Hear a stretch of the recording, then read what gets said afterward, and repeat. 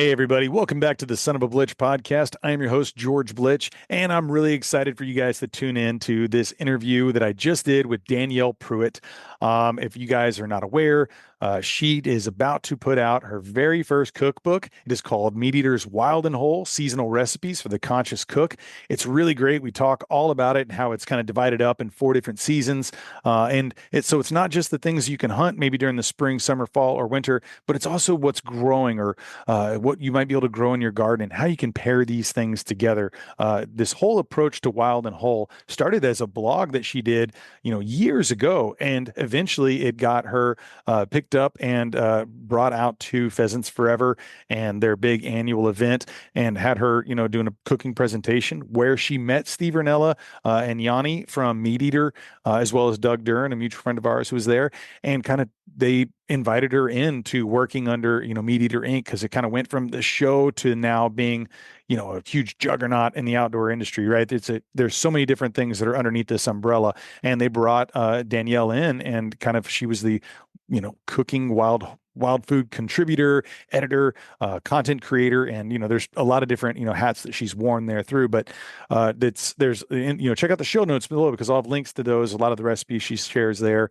But this book is absolutely incredible. I think you guys are going to thoroughly enjoy it. We had a great time chatting about it today. Kind of give a little bit more insight into what was important about her putting this book together in the way that she did, and really what it is that she hopes that the readers take away from this. And I just think you guys are thoroughly going to enjoy it. Make sure you place your orders. And again, that is MeatEater's Wild and Whole Seasonal Recipes for the Conscious Cook by Danielle Prewett. And you guys enjoy this podcast. I think you're really going to learn a lot from this and what Danielle has to share. And I hope you guys enjoy it. Make sure you share it with a friend. And thanks again for tuning in, everybody. Appreciate all the support. Take care. Hey, Danielle, how you doing today? I'm great. How are you? Doing great. I'm super excited to chat with you. Your cookbook's about to drop. Wild and Whole Seasonal Recipes for the Conscious Cook. Uh-huh. Congratulations on that. I've read through it. Love it. I'm very excited to try out some recipes. My wife and I are kind of circled a few that we're going to check out. So, Great. before we kind of get into chatting about that, though, I really want to kind of, for a lot of my guests, I'd like to introduce them to the listeners as far as, if you can give me some background on kind of where you grew up, how you got involved with your love for the outdoors and cooking and hunting, and, kind of we'll just thread that through there and, eventually Yeah. start chatting about the cookbook a little more. Yeah. Yeah, you're Texas based, right? Yes, You're in East yes. Texas. Is that right? I'm, East I'm just Texas? outside of Houston. Okay, where outside of Houston? And Katie? Oh, okay. So well, I was in Houston. Uh-huh. I know you asked me questions about me, and now I'm Yeah. asking you. All good. All Um, good.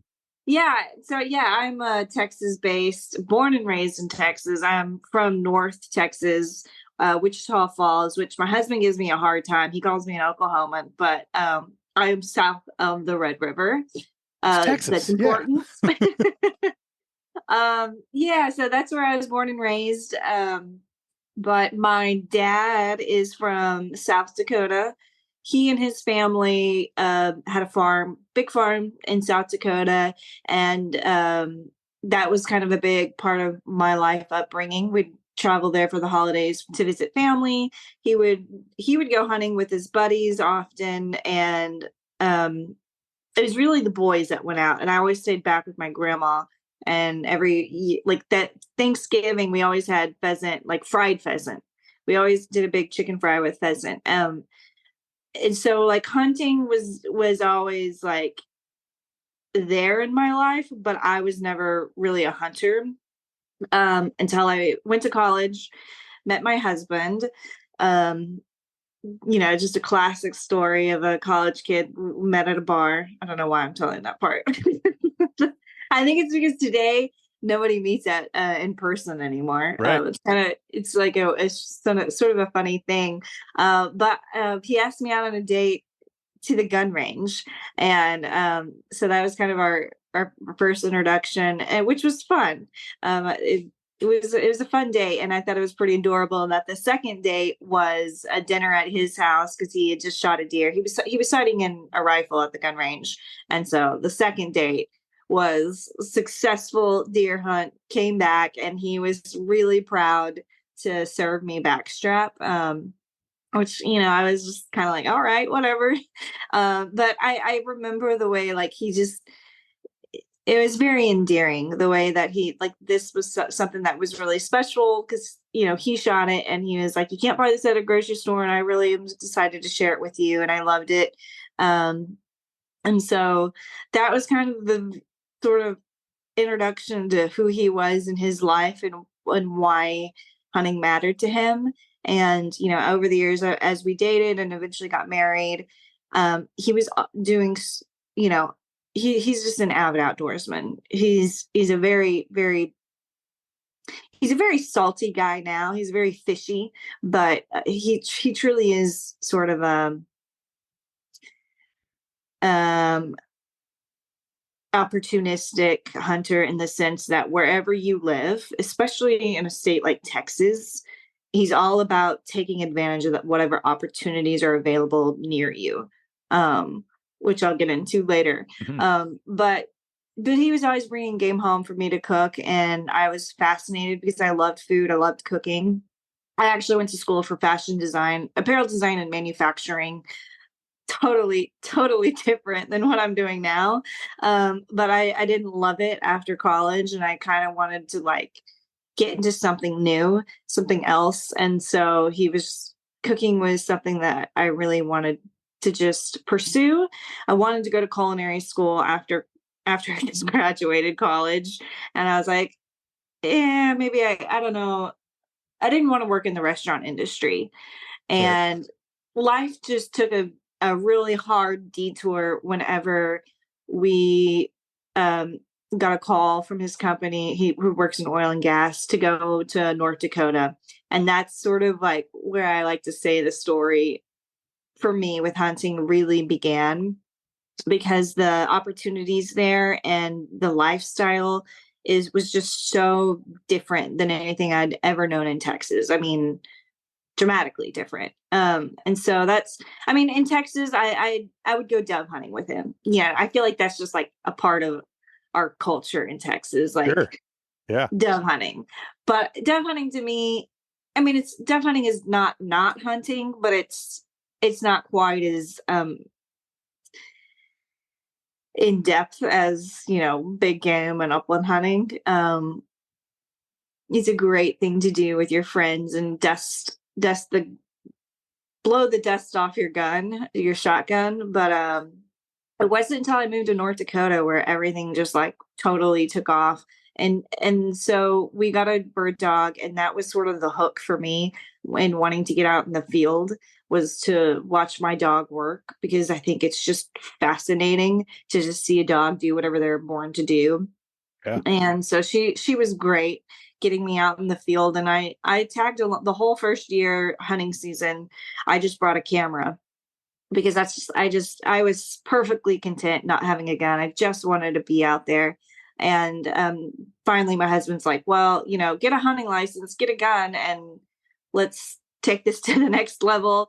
And so I did. And I remember shooting my first pheasant, was in the cattails. Marina flushed, but Marina is my golden retriever. She's 13 now. Oh, wow. So it's like, oh, it's hard seeing a dog, your first bird dog.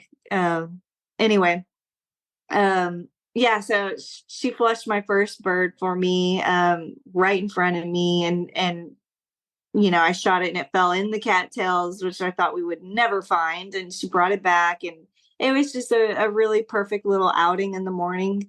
And then I went home and I prepared it. And by that point, I'd been cooking game for a handful of years. And so it was like cooking pheasant was not new to me, especially since I grew up eating it. But this was the first time I had eaten anything that I had shot. And then all of a sudden, I remember like I had just sort of this aha moment where everything fell into place. And I felt this unbelievable amount of gratitude for that bird. And not just for the bird, for the habitat, for the place that I was hunting, that it was preserved by, the state, that it was taken care of, that like there were just so many things about like how that bird got to my table that I was grateful for. And that sort of really became the trigger point where I said, like, I want to eat this way every time. Like, I should feel this good about eating meat every single time. And I knew that the reason was because I had that intimate connection with the landscape, with the bird. And that's the way I wanted to eat for the rest of my life. And here I am. Well, and you kind of talked about how you started this passion project of Wild and Whole, and you were doing a blog, but at first you weren't really telling a lot of people about it. You were just kind of going through and doing this for yourself, it seems.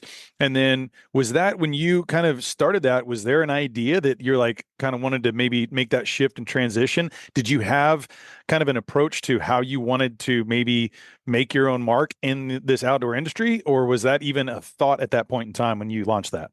Yeah, I want to say this was like 8 or 10 years ago. I can't remember when.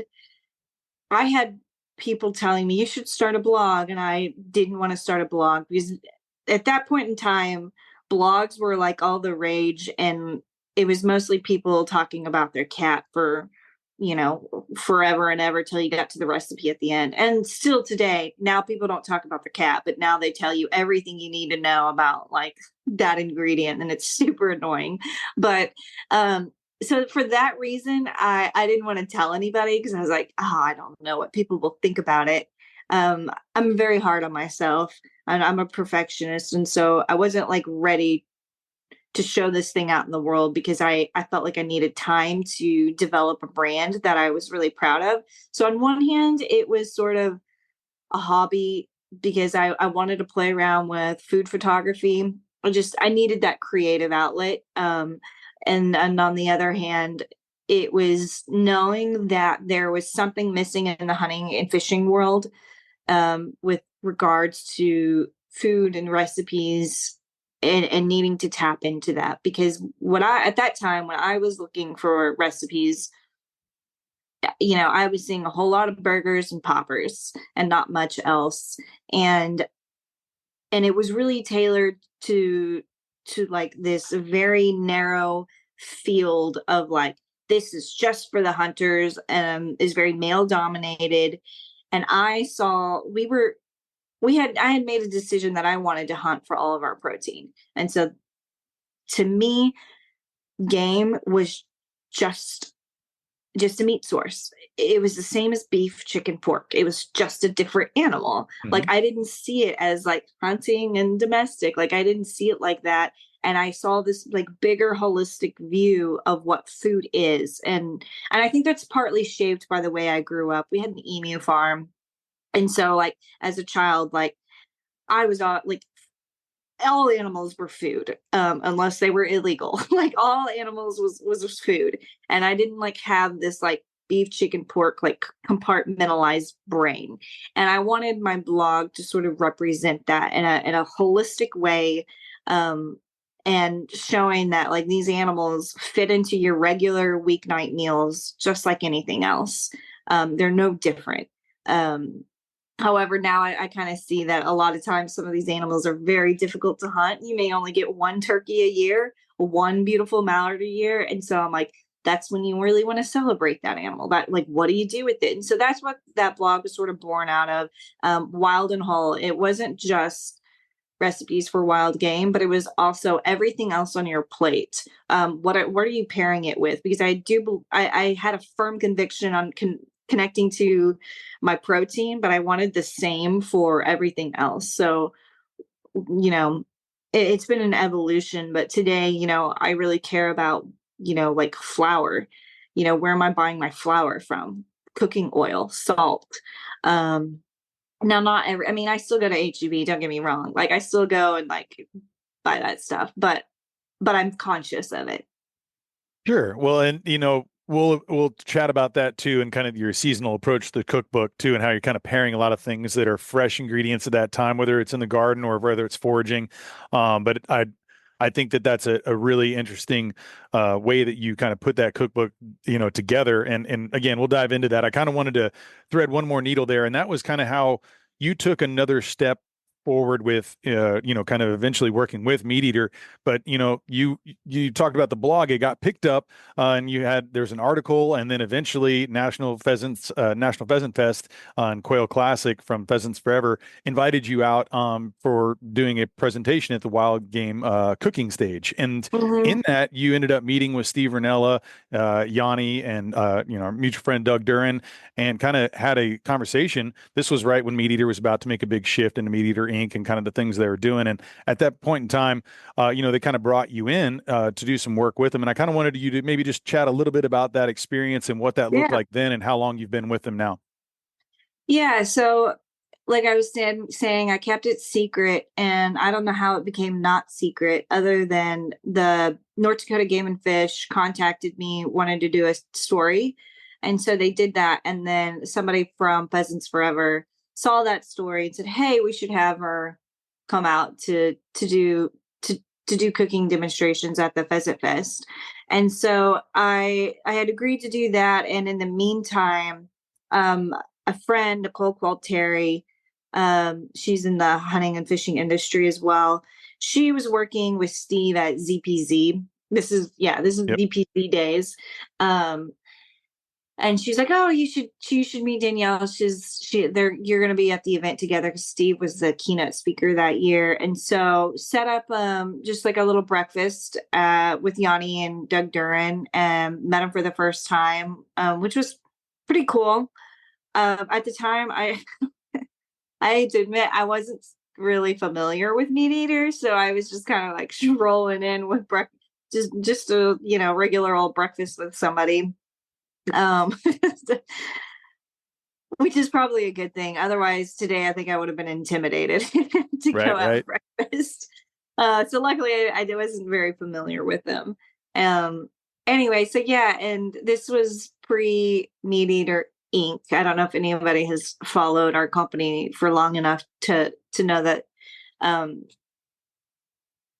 it sort of became a bigger umbrella, and it grew to involve a lot of voices in the hunting and fishing world, like Mark Kenyon, Ryan Callahan. So I joined MeatEater when we were just a handful of people in a room with a whiteboard, and it was really fascinating to see this company grow, because we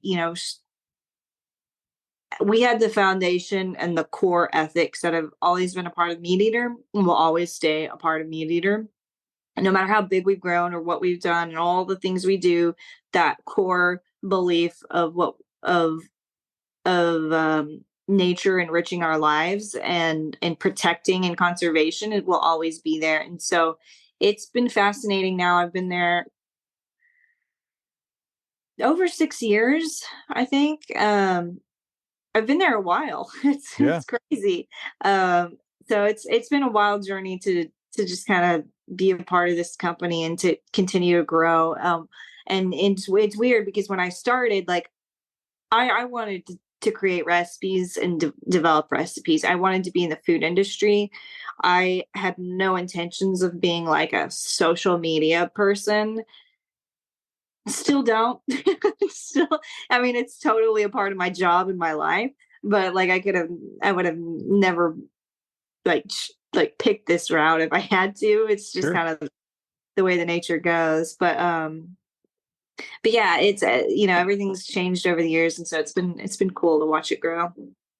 Well, and I've kind of followed that journey for a while. I know you've done a lot of work with a lot of different people, and it kind of Wild and Whole has been developing over the years. You're doing a lot of content creation. Obviously, you're a big part of producing and getting out and editing all sorts of different amazing recipes. It was just, I feel like, inevitable that at some point in time you'd have a cookbook. But I was kind of curious when that first took shape in your mind, like that you decided, you know what, I want to do this.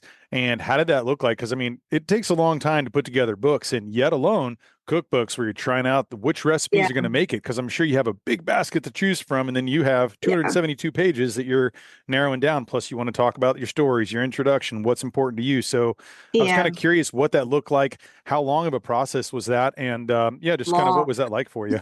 I'm sure. Long. I was approached by some publishers about 4 years ago. And at that time, there were some small publishing houses, and I was like, I don't know. Cookbooks are a really big deal to me. I want to put my heart and soul into it. These weren't really the publishers I wanted to go for. And had gotten enough publishers that we said, hey, let's go ahead and get an agent. And people are interested in the idea of a wild and whole cookbook. Let's put together a proposal and send it out to the publishers. So I spent like probably 8 months developing a proposal. And so a proposal, for anybody unfamiliar, the proposal is basically like you got a whole cookbook that's, say, 300 pages. The proposal is just like a 30-page document that gives you just the snapshot view of like, what is this book about? Why am I the one to write this book? Like, why am I authority on wild game? What are the recipes? Like, what does this book look like? And that was really hard to kind of like do, because wild and whole over the years wasn't just about cooking and recipes anymore. It was about, I wanted it to be more of a lifestyle cookbook that inspired people to get outside. I got a big reason why I wanted to start hunting was to be able to eat more sustainably. And the longer that I hunt, the more I realize what that actually means and what it means to eat consciously and to think about all the factors, the way agriculture plays a big role in the wildlife, and then why it matters that we should care about the sustainability of our food system, how food production works, because it very much affects our wildlife. If you look at statistics on like how much of the grasslands we've lost, just habitat in general, you can see like farms that are regenerative and increasing biodiversity, our wildlife gets better. So as a hunter, I wanted to tell the story of why the food choices you make matter. And I think it's in a world where you hear a lot about food sustainability from like anti-meat eaters to like the other carnivore aspect. No one has really told that from the perspective of a hunter who cares about the conservation of wildlife and habitats as a whole, and not just what's our carbon footprint. It's a bigger picture of biodiversity. So as I started working on this cookbook, it just like, it really became this journey of writing the story of like how to eat consciously for me. And when I really start to piece that together, I realized that eating through the seasons was very important, not just from a perspective of like eating seasonally means that you're eating locally. So you're supporting like local farmers, if you go to a farmer's market or anything, or if you garden, but in the wildlife, like I hunt and fish year round, and I love to forage. And so every season there was something to get very excited about. And I think most people, when you open a cookbook, they say, okay, I've got beef, or say if you're specifically thinking of wild game, you're like, okay, I have an elk steak.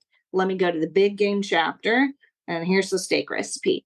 I wanted to show it a little bit differently in terms of what time of the year is it? What are you most excited about? When you think about the spring, you're thinking about turkeys. You're thinking in Texas, for me, it's dewberries on the vine. Like it's all those fun things to get excited. The white bass run. Like there's a lot of different things to get super excited about in any given time of the year.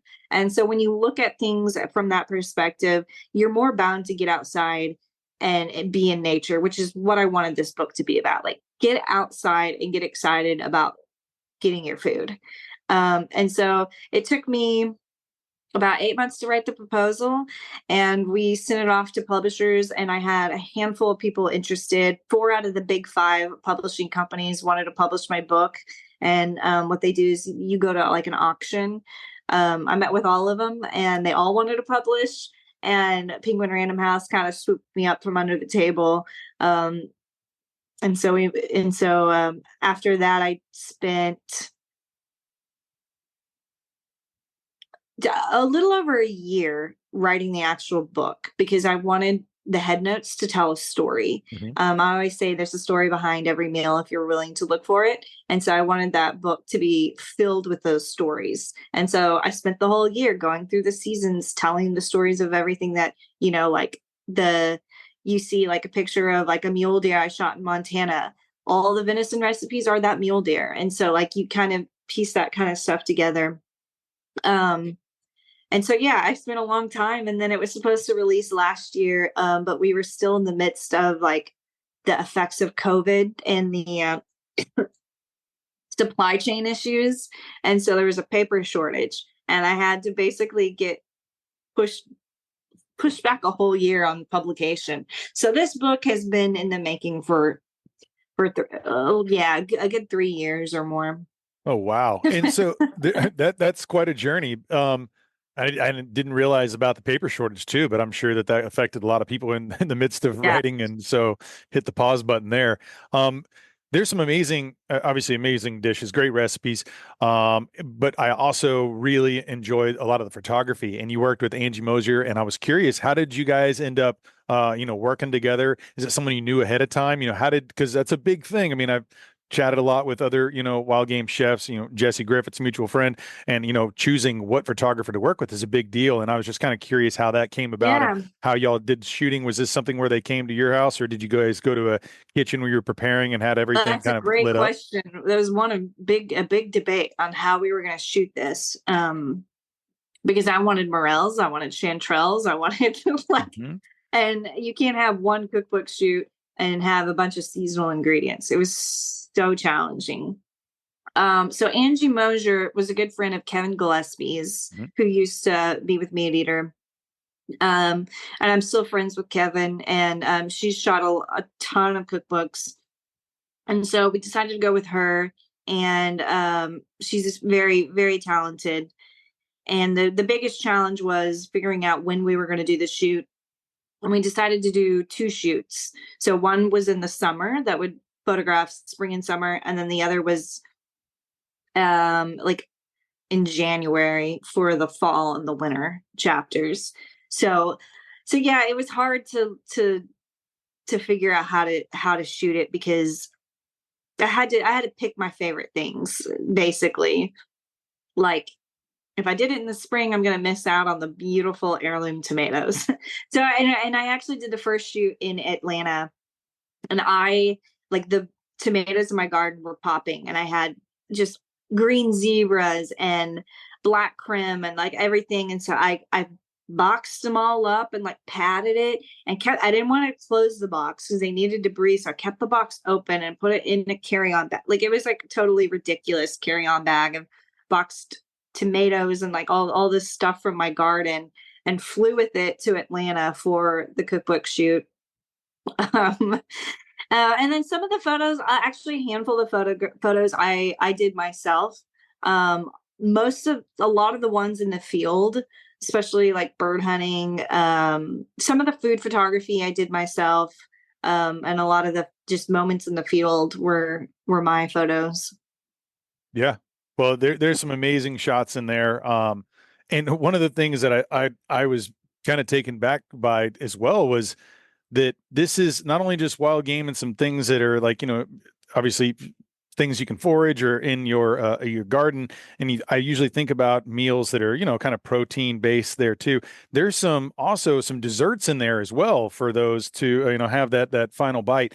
Some amazing things there. You had like sweet corn ice cream, chai Oh yeah. spice parsnip cake with cream cheese frosting. There were some amazing dishes, which is just cool because I haven't seen a lot of dessert stuff in wild game associated cookbooks. So I thought that was Yeah. kind of a fun, kind of, you got your appetizer type thing, main meal, and, there's a lot of Yeah, diversity yeah. there. It's this book is not just wild game recipes. Mhm. That's a good thing to bring up. The desserts, like I love like a duck fat chocolate chip cookie. There's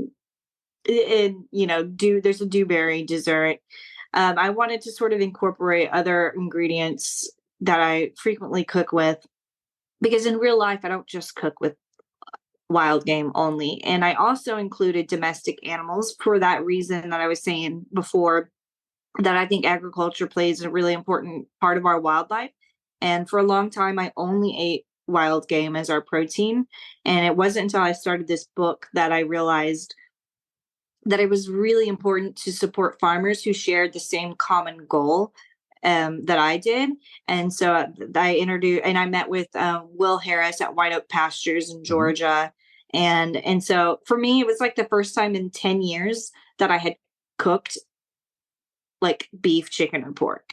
And I had like a really weirdly difficult time doing so. Like I felt like I had made this like moral pact with myself that I only wanted to eat an animal in which I had like we had intimate like connection to, like through hunting.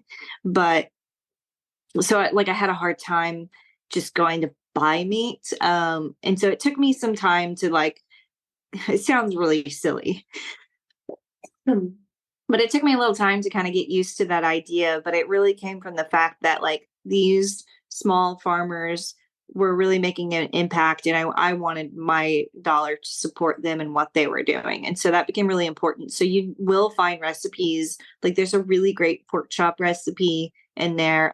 There's one for beef cheeks in the winter chapter. So it's a very it and there's a vegetarian recipe in every chapter because I like really love vegetables. Like I cannot get enough vegetables.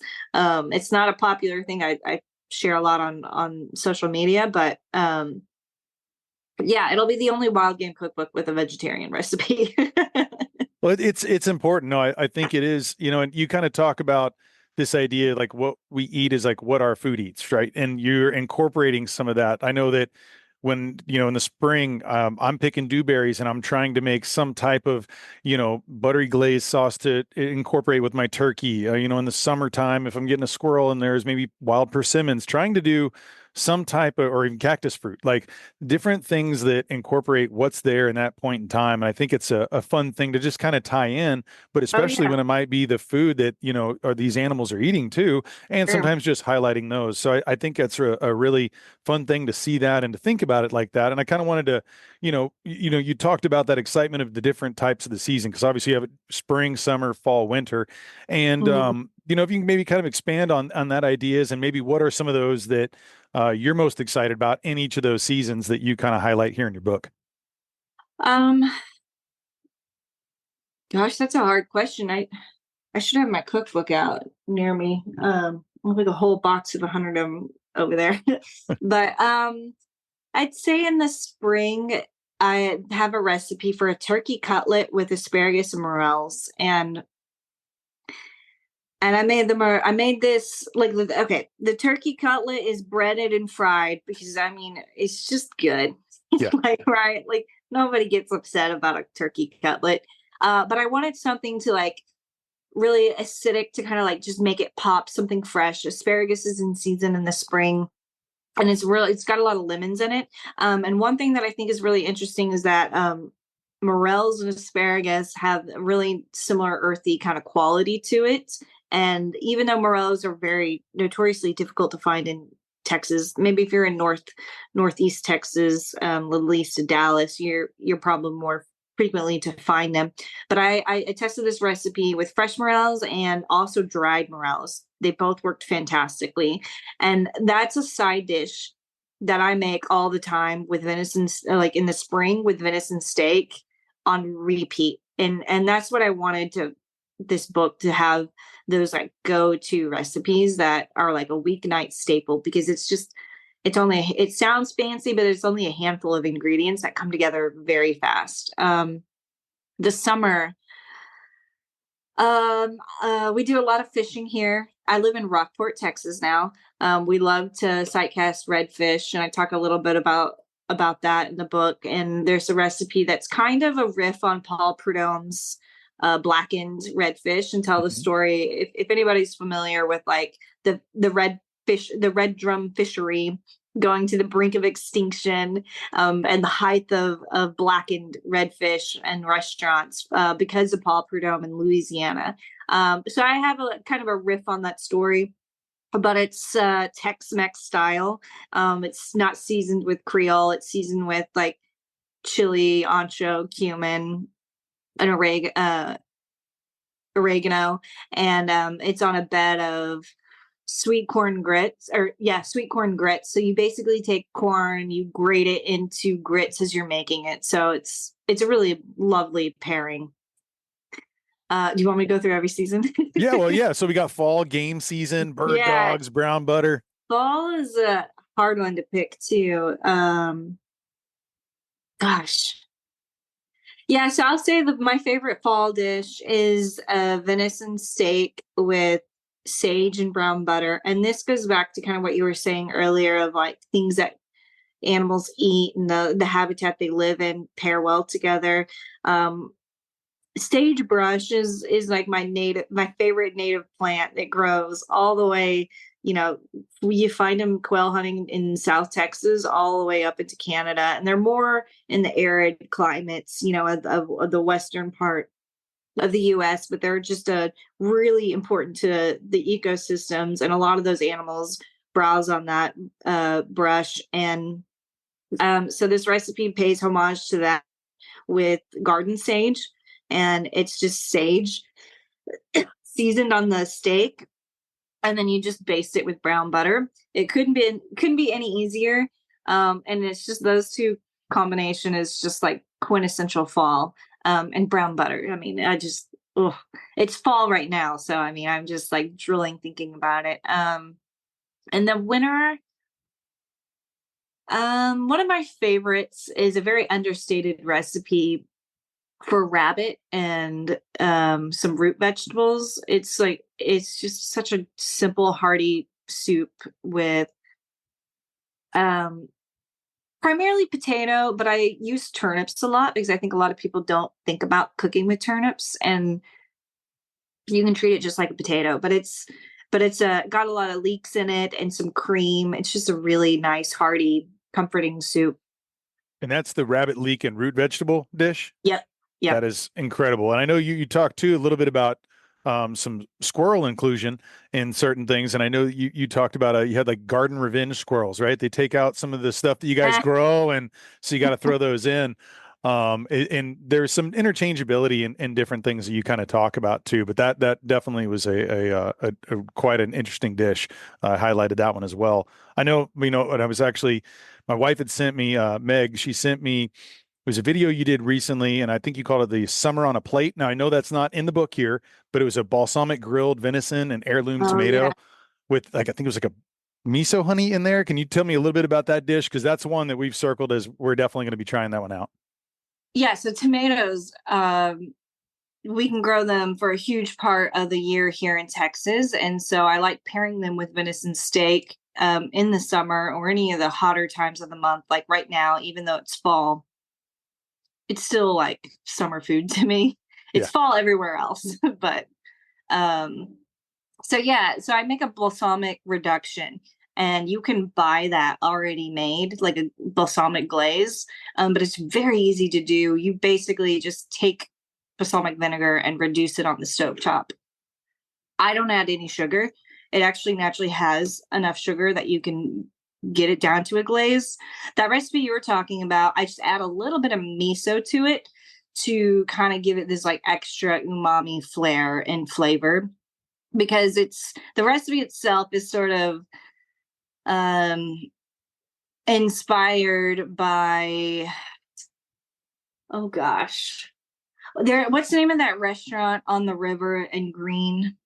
They do their famous balsamic grilled steak. And so that's kind of what the riff is. And so I basically make that balsamic glaze, put it on the grill, like I sear it, sear it, baste it with that glaze, and keep on like flipping it on the grill until that glaze sort of caramelizes a little bit. And then you pair it with your tomatoes and a little extra glaze. And then I have some really good olive oil with some toasted garlic and basil. It's like a caprese steak. Yeah. A caprese salad with steak. That's what it is. Nice. Well, moving back to the cookbook, at the tail end of the cookbook, after you've kind of gone through the seasonal dishes, And you have a section too about things better homemade, where you got Mhm. mayo, pickles, sausages, rub, seasoning, stocks. And I think that's a definite highlight that people need to check out. Because there's a lot of things you can make on your own. You just might need to go good and give it a little try and kind of experiment a bit. And one of the things that, it struck me, there was a post that you talked about. This might have been about a year ago, even. You're talking about when you're making stocks and that you roast a lot of the things before you make a stock. Now, I've always kind of just taken, if I have, some leftovers, bones and carcass, whatever, something, I kind of throw it in the water and I'm making my own stock. But it had never occurred to me, or I just didn't know about the idea of roasting it. And I was kind of curious about what that changes for you, how that might enhance flavors. What was it that, how is that beneficial for those who are making their own stocks? So think of it like cooking meat. Say you've got a recipe, and almost every recipe involving meat involves steering, sauteing, or frying, grilling, high heat the meat first. Like if you're going to make a stew, you're going to sear that meat and then you add all those liquids, because searing that is what you're doing. It's called the Maillard reaction, where the proteins and the sugars in that heat, they sort of caramelize into this like really meaty flavor that it's the thing that makes you drool. And they say like it's an evolutionary thing that happens. Like that's how we used to know that food was safe to eat, is whenever you smell that and you get hungry. So that's like what you're doing first. It's the exact same thing with stock. It's the same application. You're roasting those bones because you're trying to create sort of those meaty brown flavors that sort of make that dish more savory. It adds more savoriness to it. So it's the same thing. Roasting is just an easy way. You can't really sear bones because of the shape of it. So it's easier to just coat it, depending on what it is. Like venison, you can coat it with a little tomato paste and then roast it. And that tomato paste just sort of adds even more rich flavors to it. Birds, I don't like to add tomato paste. I think some people like it. I think it makes it a little too rich and a little too heavy. I want it to be a little bit on the lighter side, but I still like to roast it, and then you throw that in the pot with your veggies in the water. Right on. And I wanted to also real quick mention the book cover. And I was curious, what dish is that and why did that make the front cover? Because I mean, the cover of book is always a very important thing. What was it about that one? Does that, you're like, I want to do that? Or does the photograph and that meal just turned out so great? You're like, I think that's the one we're going to go with. Curious about your approach on that. I picked that one out before we photographed, that I wanted that recipe to be the cover. That recipe, there's 2 roasted pheasants. And the story on that is when we lived in North Dakota, we had our tradition of going pheasant hunting every morning on Thanksgiving because nobody else was in the field. Great time. Sure. By the way, if you're ever looking for like the best time to go hunting on public land, pick a holiday. Christmas, Thanksgiving, you got the place to yourself. That's like my hot tip. And so we used to do that, and I would always, by the time when we came back home, I had a pheasant already plucked and ready to go. Throw it in the oven. I had my sides prepped, so we'd go hunting. I'd come home, I'd shower, throw the birds in the oven, and we'd have our Thanksgiving that afternoon or evening, just the 2 of us. And we did that for like 4 or 5 years, and it was a really special memory for me. And I wanted that to be on the cover because the editors wanted something that like that you could look at it and say, okay, that's wild game. And so, I was trying to think about, venison is a hard one because it just looks like, red meat. And a bird is a much more iconic. And I think more specifically, you'll notice the feet are still attached. And that really bothers a lot of people. And I thought my editors were just going to say, absolutely not. Because some people are very turned off. And for me, I think a big part of what this book is all about is getting outside, connecting to your food, and like the reminder that there was a life, there was an animal that died for your meal. we don't like to be reminded of that when we go to the grocery store and buy something wrapped in plastic. And so I think in a way that those feet really sort of signify that notion of knowing this animal, this animal's life, that became your meal.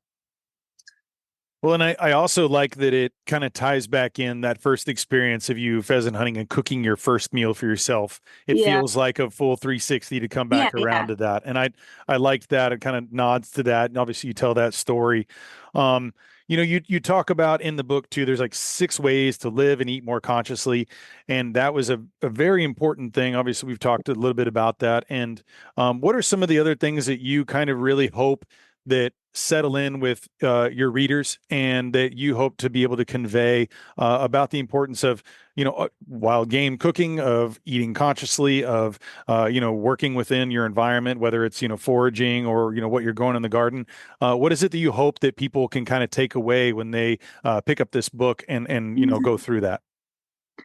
I think you really hit on all the key points. I think the one thing that I want to caveat is that while this book is meant to be something of an inspiration and a glimpse into life, like what my personal lifestyle is, this is something that also took me years to get to a point of living. None of it happened overnight. I did not become a hunter and fisher 24/7, like year round, and a gardener and all these things overnight. And I think it can be really overwhelming, and very expensive to just they say, hey, all my meat's I'm gonna hunt for all my meat. It's gonna all come from a CSA basket. What I want people to understand is that you can embrace this type of lifestyle without being 100% all in, all or nothing. You can take elements of this that work and fit your lifestyle, because it is very difficult to hunt and fish year round. There's not very many people who are able to do that, and I feel extremely fortunate to be able to have that opportunity. And I think to be able to say I'm putting this amount of money to the side and that's my CSA basket. um it's a hard thing to do, and I don't expect people to be able to do it all the time. But what I want is to be able to feel inspired to take and find something, a part of that works for their life. Well, I think you've done an amazing job with it. It's a phenomenal book. I'm very excited. Everyone, it comes out October 8th, wherever books are sold. I know that there's places people can, pre-order, Barnes & Noble, themeateater.com. And, for those who want to follow you a little bit more and kind of see, as this, continues to evolve and, the dishes that you have to share and your work with MeatEater, where can people go ahead and follow you on your socials and, websites there? Yeah, I'm on the main social channels: Instagram, Facebook, even TikTok. Although I'm not very active on TikTok. Danielle Prewett is my handle, just my name. So I'm pretty easy to find. And then you can find a lot of stuff that I do for MeatEater on our YouTube channel. Yep. And then also, if you go to themeateater.com and you search your name there too, there will be a list of a ton of different articles and different recipes there too. So I highly suggest people go and check that out as well. Yeah. A question that I ask a lot of my, guests, and I was curious to get your take, is one about legacy. What is it that you hope to be able to leave behind? Obviously, you're involved in doing some amazing work in and of yourself, and then working with, the MeatEater and all those that fall under the umbrella. I mean, it's obviously a juggernaut of individuals that are really helping, education, entertaining, and conservation, all the different things that are kind of underneath that.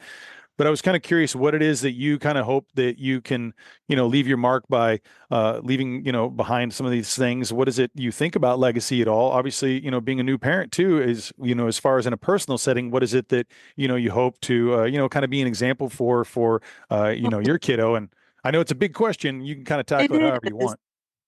I mean, food is great. I like recipes are wonderful. I really like to cook or develop recipes for the home cook. I'm not here to be a Michelin star chef or work at a restaurant. I'm here to help people make the best of the food that they hunt or forage. That's what the recipes are tailored to do. But as far as legacy, and now that I have a kid, I'm looking out my back window. We just bought like a little 3 acres in Rockport, and it backs up to a bird sanctuary. And one of the things that I'm most excited about is getting to share with my son um, the excitement of just watching birds.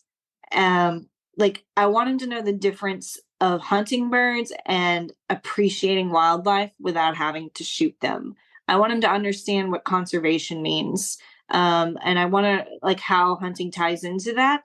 But the idea of just being able to sit back there and watch migration come in and have that appreciation and know that you can enjoy this beautiful sanctuary.